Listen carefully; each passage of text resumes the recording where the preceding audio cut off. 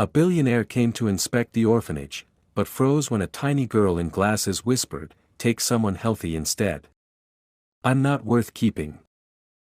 The orphanage sat at the edge of town, a tired gray building that seemed to sag under its own memories.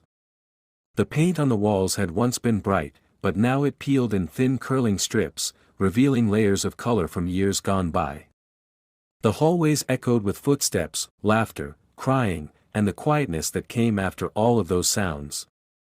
In one of the rooms, sitting on a wooden bench that was too large for her small frame, was Layla. Only 5 years old, she wore a pink dress that had been washed so many times its color had faded into something softer, almost pastel. Her blonde hair fell in uneven waves to her shoulders, as though someone had trimmed it quickly, without care. On her nose sat large round glasses that always slipped down, too heavy for the delicate bridge they rested on. She pushed them up every few minutes out of habit rather than hope. Her blue eyes were wide and deep, but they didn't shine the way children's eyes usually did. Instead, they held a quiet understanding that life was something that could take away more than it gave. Layla had not always been here. Before, she had lived in a small apartment with her mother, who sang as she cooked and always hugged her tight enough to make her feel safe. But her mother had gotten sick, and the sickness did not leave. It took her slowly, gently in some ways, but completely. After her mother died, Layla's father tried to care for her, but grief settled over him like thick fog. He began to drink to sleep, to forget, to stop feeling. When doctors told him Layla's eyesight would fail, that she might go blind one day, something inside him broke. He convinced himself he was doing what was best. He convinced himself another family could give her more. He convinced himself she was better off without him. So he brought her here and walked away. Layla did not scream after him. She did not chase him. She simply sat where he left her and folded her hands in her lap. She had not cried since. The other children played loudly in the room that day.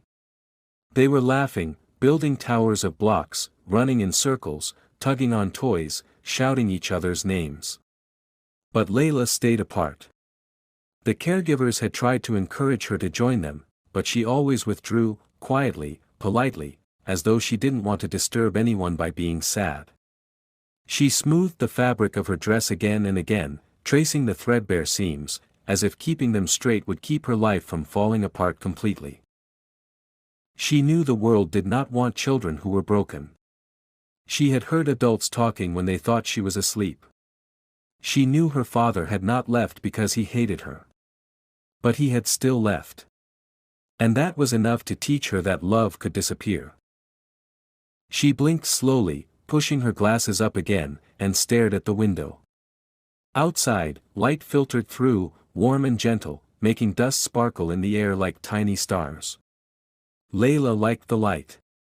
She liked knowing she could still see it. Sometimes she imagined it disappearing one morning, her world fading into shapes and shadows, and she told herself it was okay. She was already learning to live quietly, to take up little space, to ask for nothing. She never spoke unless spoken to. She never cried for attention. She never reached out. She simply waited. Not for someone to take her home. Not for rescue. She waited for the moment the world would become blurry and then disappear. But deep inside, where hope still lived like a faint ember, there was something else. A wish she did not dare think, that someone, someday, might look at her and not see brokenness or burden, but simply see a child who needed to be held and told she was wanted. She did not know yet that someone was already on his way. And that her life, without warning, was about to change. The morning Alexander Bryce arrived, the sky was clear, a pale blue that stretched wide and empty above the city. He drove himself rather than sending a driver, a habit he had developed after his wife passed. Driving gave him something to hold on to, something to focus on besides the quiet in his own mind. His car moved down the winding road that led to the orphanage, the tires humming softly, the world passing in gentle motion outside the window. He didn't know exactly why he was going there.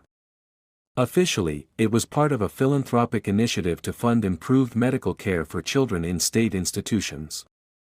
Unofficially, he was searching for something that he had been missing for years, though he didn't know how to name it.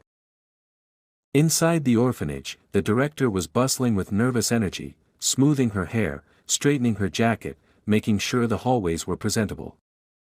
A billionaire was visiting, a man whose name was in newspapers, whose face was familiar on televised interviews. The staff whispered as they passed, their voices lowered out of habit, discussing his wealth, his status, his tragedies. Everyone knew about his wife, the elegant woman with a voice like soft music, who had worked beside him to start children's charities and medical foundations. Everyone knew she had died suddenly from an illness no one expected. Everyone knew that ever since, his eyes had not been the same. Alexander stepped inside the building, and the first thing he noticed was the smell, a mix of cleaning solution, old books, and something faintly sweet, like plastic toys that had been handled by many small hands. Children's drawings covered the walls, some neat, others chaotic scribbles of bright colors. A caregiver led him into the main playroom. The space was full of noise, laughter, arguments, footsteps, toys clattering to the floor. Children of all ages were gathered there, playing, talking, showing off to each other and to the adults who walked among them. He paused at the doorway, taking in the scene. He could feel the faint ache in his chest again, the ache that came when he saw something innocent and joyful that he could not entirely touch. Still, he stepped forward. As soon as the children noticed him, they swarmed, some pulling on his sleeve, some tugging his hand, some asking questions all at once. They wanted attention, wanted to be seen. He smiled, genuinely but softly, answering their questions, learning their names. He crouched down to speak to them at eye level, his voice patient, his posture gentle. He had always been good with children, and it showed. He had once imagined his house full of them. That dream had died along with his wife. Or so he thought. While the children clustered around him, he glanced around the room, scanning the faces. Some children radiated joy, others tried to hide uncertainty behind loud voices, and some hovered at the edges, hoping but not daring to approach. And then he saw her. Layla sat apart from the others, her small figure pressed into the corner of a wooden bench. She was not playing. She was not watching. She was simply there, quiet, still, as though she had learned how to make herself invisible. Her pink dress was faded, her glasses too large, and her hands folded neatly in her lap. She did not look up even when the room grew noisy. It was as though she didn't believe the world had anything to offer her. Something inside Alexander shifted. He excused himself gently from the cluster of children and walked toward her. He moved slowly, not wanting to startle her, and stopped just a few inches away before lowering himself onto one knee so he would not tower over her. "Hello," he said softly. Layla blinked and pushed her glasses up, but did not immediately respond. When she finally lifted her gaze to him, he saw something in her eyes that caught his breath. Not fear. Not shyness. Acceptance. As if she had already prepared herself for whatever he would say. He asked, "Why aren't you playing with the others?" Her voice, when it came, was small and even, not sad, not angry, simply factual, as though she had practiced these words many times in her mind. "Take someone healthy instead." The room noise faded behind him. He felt the sentence like a hand closing around his heart, not painful, but profound. He didn't respond at first. He simply watched her. Her face remained calm, almost blank, but her fingers faintly tightened around the fabric of her dress, revealing the truth her voice was too tired to carry. "Why do you think that?" he asked, his voice quiet. Layla lowered her eyes again, as if bracing herself to repeat something she believed deeply. "Because I'm going blind," she said. "And I'll be trouble. Nobody needs trouble." Alexander exhaled slowly, the kind of breath that carries both grief and recognition. He knew what it meant to lose something precious. He knew what it meant to stop expecting anything good. And he recognized, in Layla's small stillness, a pain very close to his own. He did not reach for her. He did not rush to reassure her. He simply sat beside her on the bench, leaving just enough space that she could choose to close it or leave it. And he stayed there. Not to fix her. Not to save her. But to see her. The bench felt hard beneath them, but neither moved. Layla kept her gaze lowered, watching the soft creases of her dress where her small hands rested. Alexander didn't speak at first. He understood too well that fragile space where a child had learned not to hope. If he rushed, she would retreat. If he pushed, she would shut down. So he waited. The room bustled around them with cheerful noise that felt strangely distant from their quiet corner. Children laughed and shouted, a ball bounced against the floor, a caretaker called for someone to share toys, but Layla remained very still, like someone who had learned that staying unnoticed was the safest place to be. Finally, Alexander spoke, his tone gentle and certain. "Who told you that you are trouble?" he asked. Layla didn't look up. Her answer came slowly, as if each word weighed something. "The doctors. And the people here. And my dad." She did not say it angrily. She said it the way one might recite a lesson. A truth memorized and repeated. Alexander felt something tighten in his chest. He had seen this before in the hospital wards his wife once visited, children who were preparing themselves to be unwanted so it wouldn't hurt when they were left again. He wished, suddenly and painfully, that his wife were there. She would know exactly how to reach this child. "Do you remember what color your mother's eyes were?" he asked. The question surprised her.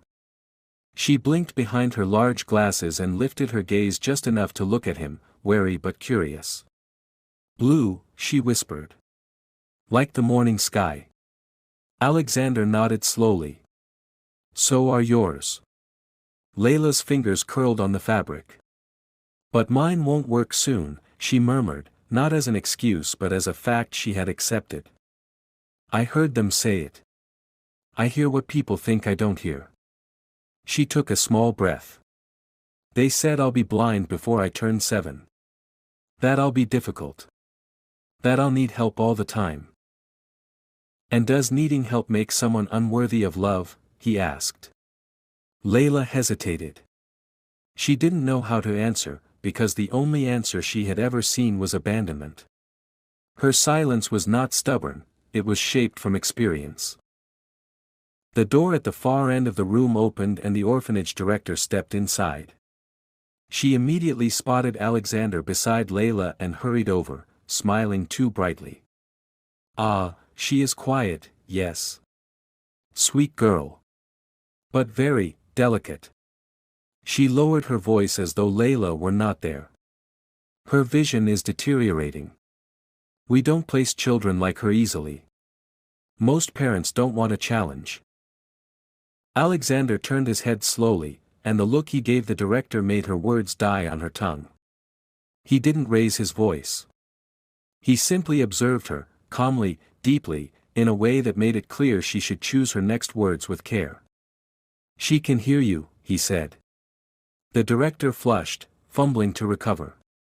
"Of course, yes, I only meant, I know what you meant," he replied quietly.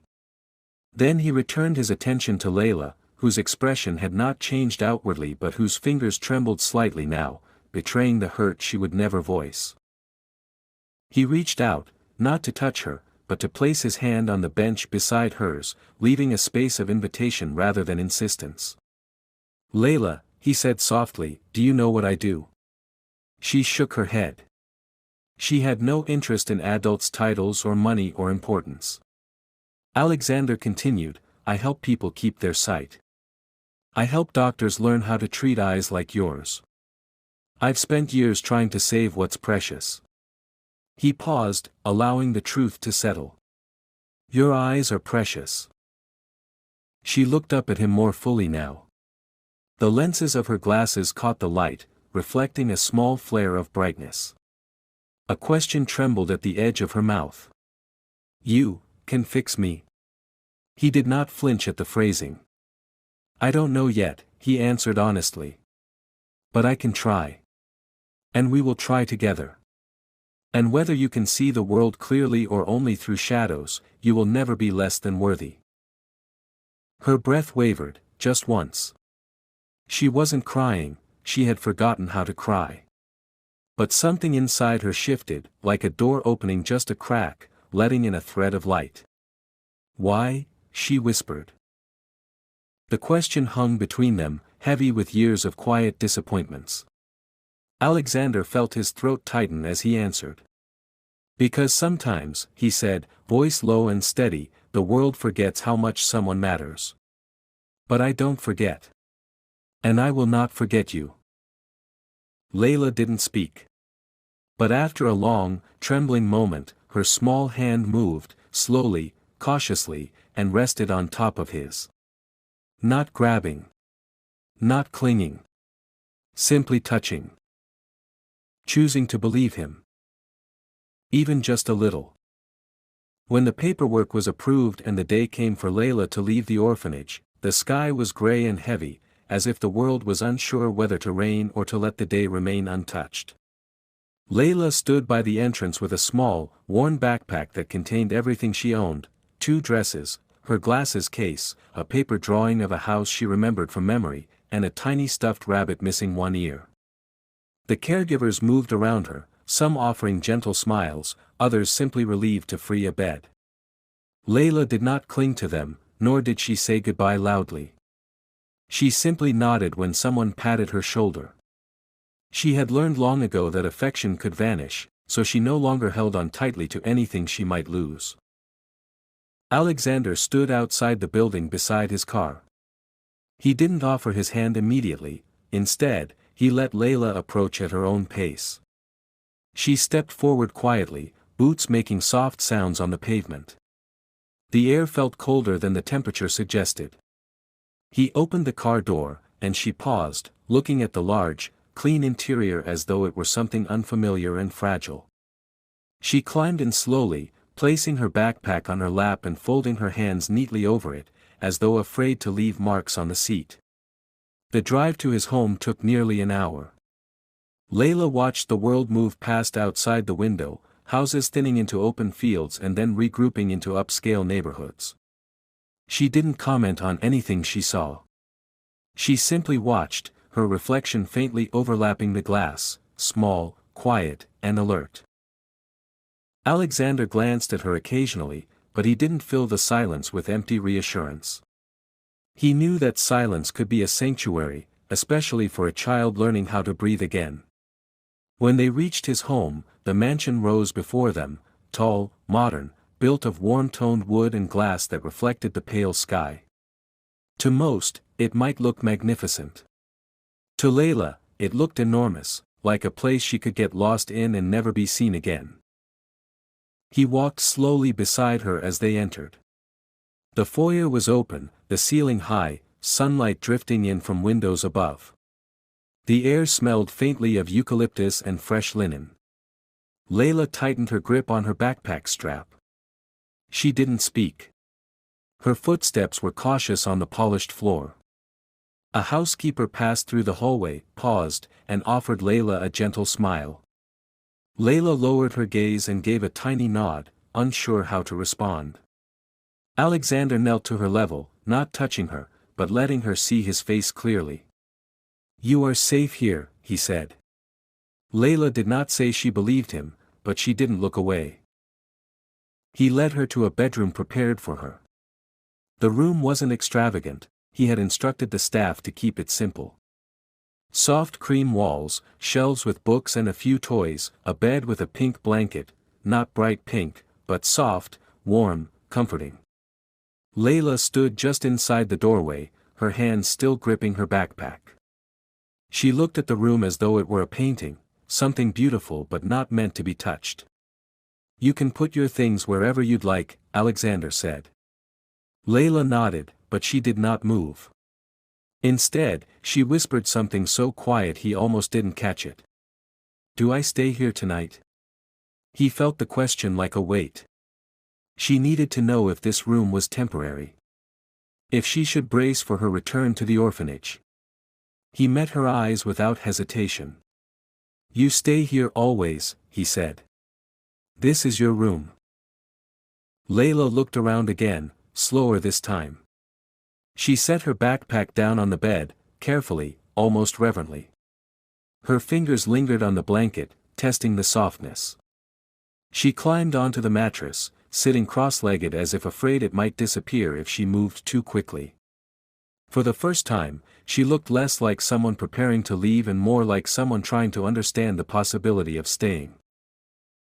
Later, they ate together in the dining room. The meal was simple, vegetable soup and warm bread. Layla ate quietly, small measured bites, as if she feared taking too much.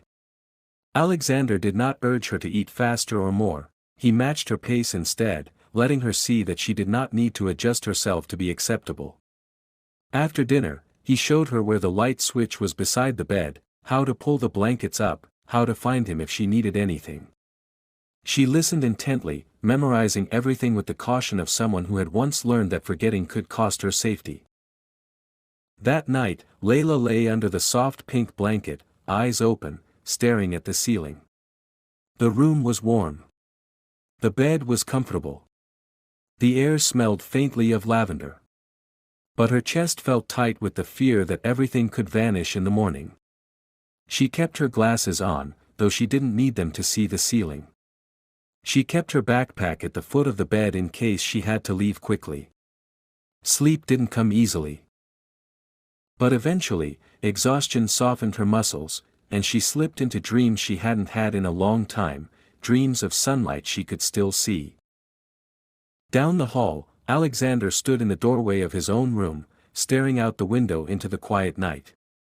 He didn't know if he was doing everything right. He didn't know if love alone would be enough to repair everything she had lost. But he knew one thing, she would never face the darkness alone again. And that was the beginning of something neither of them had words for yet. Something like hope. Mornings in the house were quiet in a different way than the orphanage had been. There were no rushed footsteps, no loud voices echoing through narrow halls, no metallic clatter of trays. Instead, there was the gentle hum of a home waking slowly, the soft sound of sunlight touching windows, and the faint aroma of breakfast being prepared downstairs. Layla woke early on her first full day there, not because she had slept well, but because sleep had been light and tinged with uncertainty. She sat up carefully, her small hands resting on the blanket, as though testing whether the softness was still real. She kept her glasses on, the lenses slightly smudged, and looked around the room to confirm again that she hadn't dreamed it. She slid off the bed silently, almost ghost-like, placing her feet on the carpet with barely a sound. She picked up her backpack and carried it with her out of habit. In the orphanage, she had learned not to leave her belongings unattended. Things had a way of disappearing there. She stepped into the hallway, hesitating only for a breath before walking toward the stairs. The house felt enormous, and the space around her made her feel small in a way she couldn't name, but the air didn't feel cold. It felt open, as if there was room for her here. Downstairs, Alexander was already at the table, reading a folder of medical notes, glasses perched on the bridge of his nose. He looked up when he heard her soft footsteps. "Good morning," he said, his voice gentle and calm. Layla didn't respond with words at first. She simply nodded, holding her backpack strap. He didn't mention it. He didn't tell her to put it down. He understood what it meant to carry the last things you believe belong to you. Breakfast was oatmeal with honey and sliced fruit. Layla ate slowly, still cautious, taking small deliberate bites. She kept her eyes lowered most of the time, but she watched the room from her peripheral vision, studying the housekeeper's movements, the quiet efficiency of the environment, the fact that no one rushed or spoke too loudly. It felt unfamiliar. Uncertain. Safe in a way that frightened her because she feared safety could be taken away just as easily. After breakfast, Alexander asked if she would like to go somewhere with him. Layla paused, then nodded. He didn't say where they were going. He simply helped her into the car and drove through the city, the buildings growing more spaced apart, until they reached a tall glass medical center. Layla held her backpack tighter. She had been in hospitals before, and they had never brought good news. Inside, the space was calm and bright, the air filled with light reflected from wide windows. Alexander greeted people by name.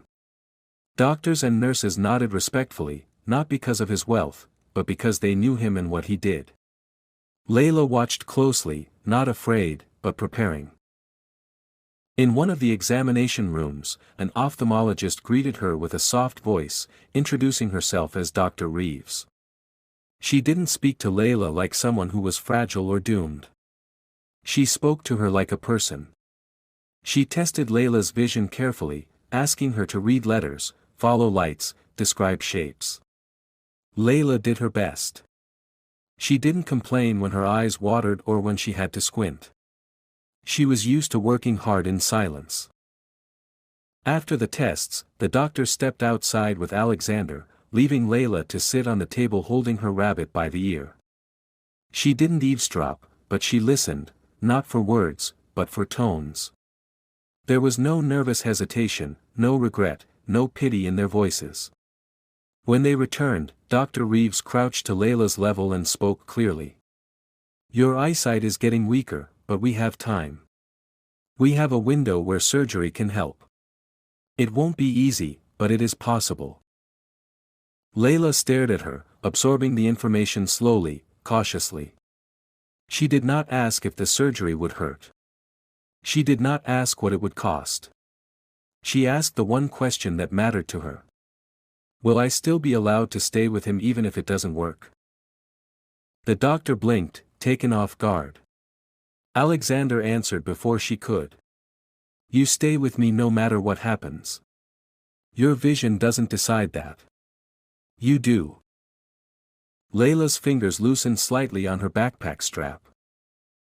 That evening, back at home, Alexander noticed something small but significant. Layla set her backpack down not at the foot of her bed, but beside her chair in the living room while she drew quietly with colored pencils. She still glanced at it occasionally to make sure it was there. But she had placed it down. A small act. A first step. She did not trust the world yet.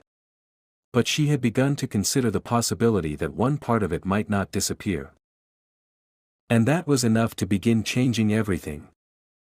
The days that followed moved slowly, not in boredom, but in careful steps that felt like learning how to live again. Layla began to explore the house in small journeys, first from her room to the hallway, then to the living room, and eventually to the garden. She never ran.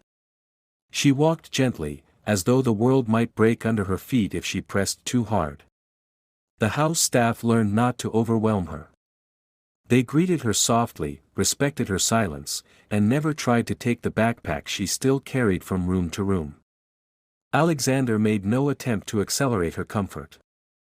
He let her decide the pace. One afternoon, Layla stood near the wide glass doors that opened to the backyard. The sunlight created faint halos around her hair, giving her an almost ethereal look. She hesitated, her hand lightly touching the handle. Alexander saw her from a distance but did not call out. He waited. Layla pushed the door open and stepped into the garden. The grass felt soft beneath her shoes, and the air carried the scent of jasmine and fresh soil. She lifted her chin, letting the sunlight rest on her face. She didn't smile, but something in her posture eased. It was the first moment she looked like she belonged to the world again. Alexander joined her after a while, but he did not speak right away. They stood together, both looking out at the garden where pale flowers swayed in the breeze. After some time, he asked her quietly, "Do you remember what your mother loved?" She didn't turn her head. She liked flowers, Layla said. Her voice was steady, but her fingers twisted lightly in her dress.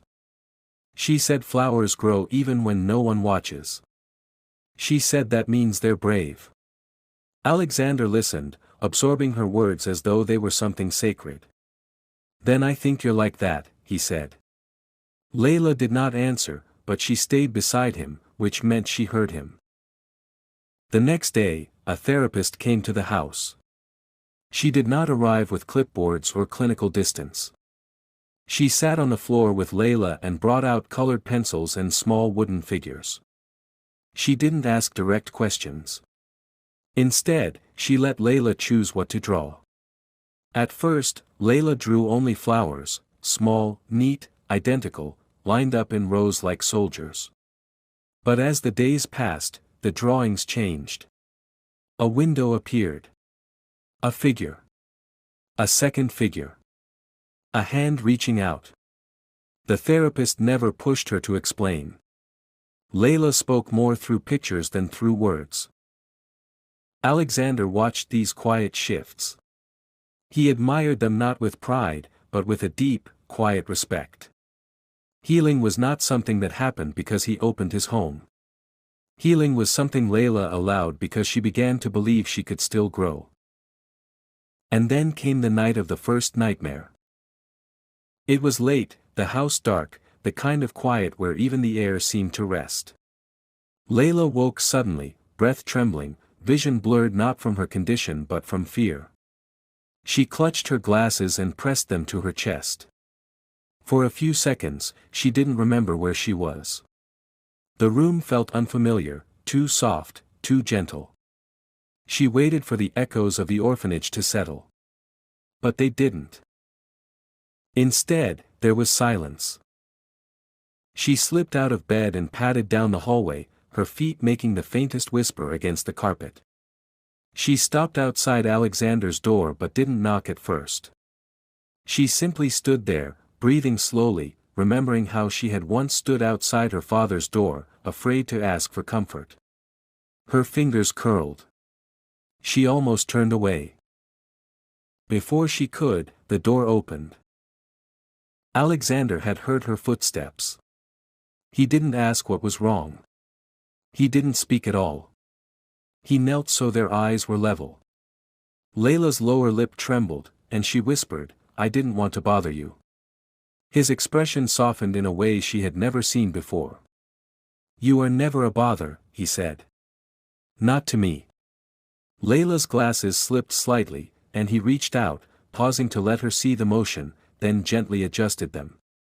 She took a slow breath, as though absorbing the meaning of the moment. He walked her back to her room and sat beside her as she lay down. He didn't touch her, didn't hold her, didn't crowd her. He simply sat. Present. Steady. A quiet promise in the darkness. She fell asleep that way, her breathing slow and even, the fear dissolving back into the shadows. Alexander remained for a long time after, watching the rise and fall of her chest. He did not think about what he had lost anymore. He thought about what he could protect. When he finally stood and walked out, he realized something had changed. Layla had come to him. Not because she had been told to trust him, but because she had begun to trust on her own. And that small, fragile act meant more than any contract, any medical plan, any promise spoken aloud. It meant she was beginning to believe she was safe. The decision for surgery came on a quiet afternoon, when the sky outside was pale and soft, and the house felt still, as though holding its breath. The doctor's voice over the phone was steady and careful, explaining that the window of opportunity was narrowing. If they waited too long, Layla's eyesight would fade beyond what even the most advanced procedure could protect.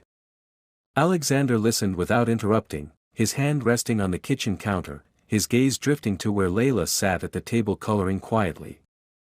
She drew a garden today, tall flowers, a sky, a figure holding another figure's hand.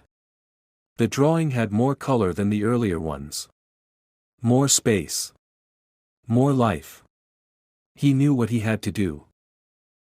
When he ended the call, Layla looked up. She did not ask what the doctor said. She understood the weight of silence. She had grown up inside it.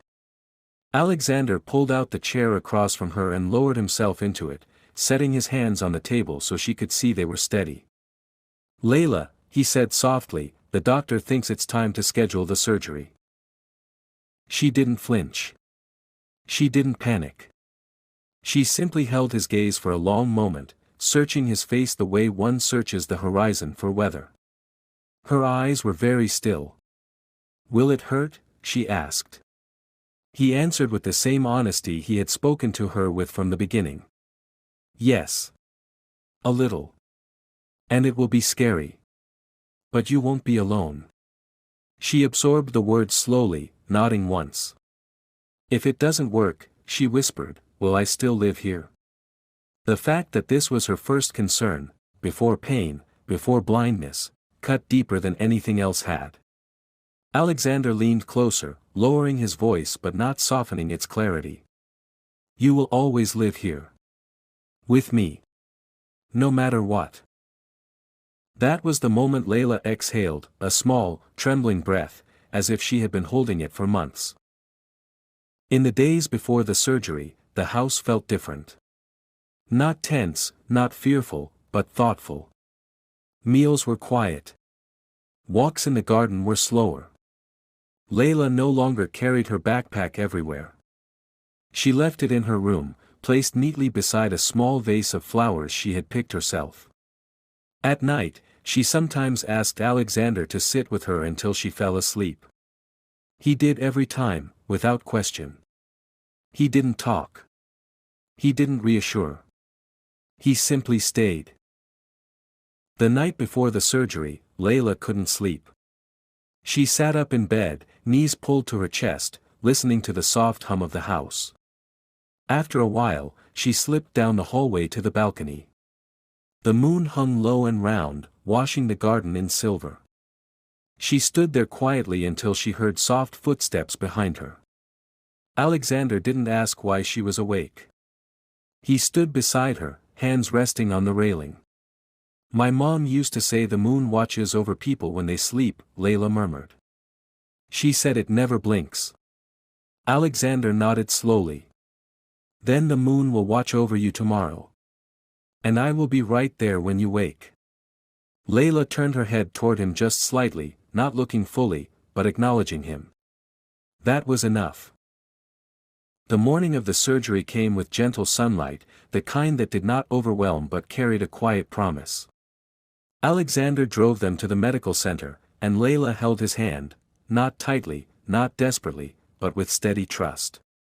Nurses guided her into a preparation room. They spoke to her kindly, explaining each step. She listened without tears. She had learned long ago that crying did not change anything. But when Alexander came to sit beside her, she leaned her head lightly against his arm. It was the first time she initiated touch without hesitation. When it was time to go into the operating room, she looked up at him, her glasses now removed, her blue eyes slightly unfocused without them. "Will you stay?" she asked. "Yes," he said without needing to think. "I'll be right here when you come back." They took her hand gently and led her through the doors. Alexander watched until the moment she disappeared behind them. Only then did he sit down, his hands clasped together, his breath steady but deep. He had faced boardrooms, crises, funerals, and loss, but nothing had ever demanded as much strength as simply sitting still and waiting for a child he loved beyond reason to return to him safely. Hours passed. Each one felt longer than the last. When the surgeon finally stepped into the waiting room, Alexander stood so quickly the chair behind him scraped across the floor. The surgeon's expression was tired, but his eyes were warm. "She did very well," he said. "The surgery was successful. We preserved her vision." Alexander closed his eyes just for a moment, not a dramatic gesture, just a quiet release of breath he had been holding since the day he first saw her sitting alone on that bench. When Layla woke hours later, it was to the sound of his voice, steady and calm, calling her name. She blinked beneath the bandages, sensing light, sensing presence, sensing safety.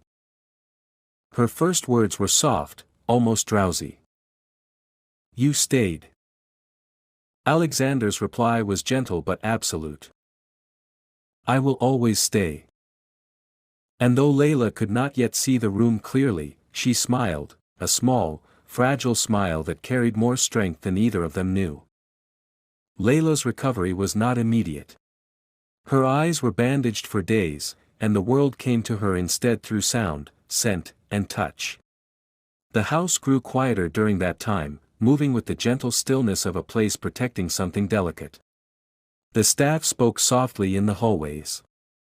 Dinner conversations were calm. Lights were dimmed to soothe her adjusting vision. Alexander remained close, never hovering, but always near enough that Layla could reach out and find him if she needed. Sometimes, she woke uncertain, unsure of where she was, the darkness behind the bandages tricking her into believing she had already gone blind. Each time, Alexander would speak before fear could take full shape. He would say her name, not urgently, but steadily, grounding her back into the safety of the world. When the day came to remove the bandages, the doctor visited the house personally. Layla sat on the edge of her bed, hands gripping the blanket, shoulders tight, breathing small and controlled. She did not ask if her sight had returned. She did not ask what would happen if it hadn't. She had prepared herself for either fate, as she had prepared for every disappointment before. Alexander sat beside her, not touching her, but close enough that she could feel the warmth of him. The doctor worked carefully, unwinding the bandages layer by layer, soft fabric brushing Layla's cheeks. Light filtered in slowly, dim and blurry at first, then sharpening into faint shapes and edges. Layla blinked. She blinked again, slower this time, testing the world. Her gaze drifted across the room until it stopped on Alexander. His face was clear enough to see. His blue eyes. The faint tiredness from sleepless nights. The small, almost hopeful curve of his mouth. She exhaled, long and shaking, and whispered, "I see you." The doctor smiled, nodding. "Your vision is stable. It will still require care. But you will not lose it." Layla did not cry. Instead, she leaned forward until her forehead rested lightly against Alexander's arm, as though that gesture was the closest she could come to saying everything her voice could not.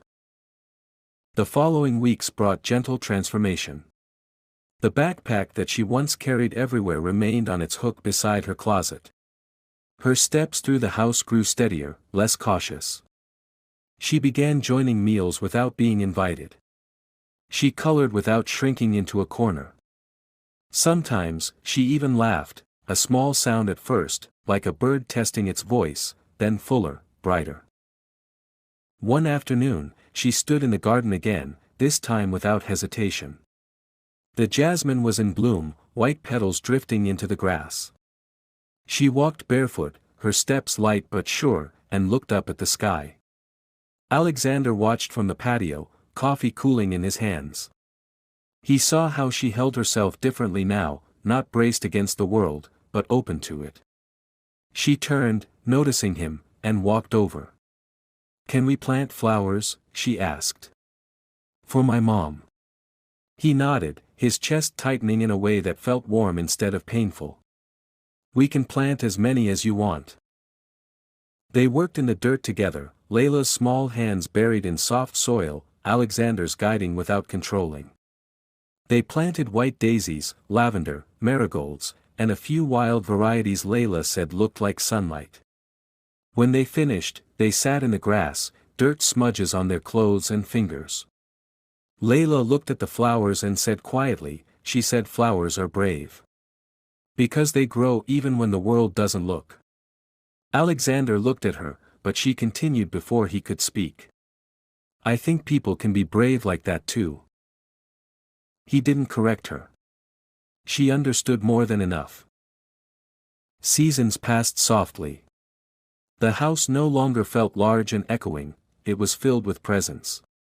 Layla drew pictures and taped them to the refrigerator. She asked questions. She learned to read with Alexander guiding her finger along each line. She learned that home did not mean conditional love. It meant belonging that could not be taken away. One evening, months later, they were sitting together on the couch as warm lamplight filled the living room. Layla leaned against Alexander, her head resting on his sleeve. She traced patterns on the fabric absent-mindedly, comfortable in a way she never allowed herself to be before. Then she spoke, not uncertain, but thoughtful. "People used to say I would be a burden." Alexander looked down at her, waiting. Layla lifted her gaze to his. "But you didn't leave." He placed his hand gently over hers. "Because you were never a burden. You were a child. A child who was hurting. A child who deserved to be loved." She nodded slowly, letting the words settle into the quiet, into her memory, into her understanding of herself. There was no dramatic moment of realization. No grand celebration. Just two people sitting together in a home that had learned how to breathe again. Layla closed her eyes, not in fear of losing sight, but in peace. Alexander watched the flowers through the window, swaying softly in the evening breeze, growing without anyone needing to remind them how. Bravery, he understood now, was not loud. It was gentle. Persistent. Human. And love was the light that never went out.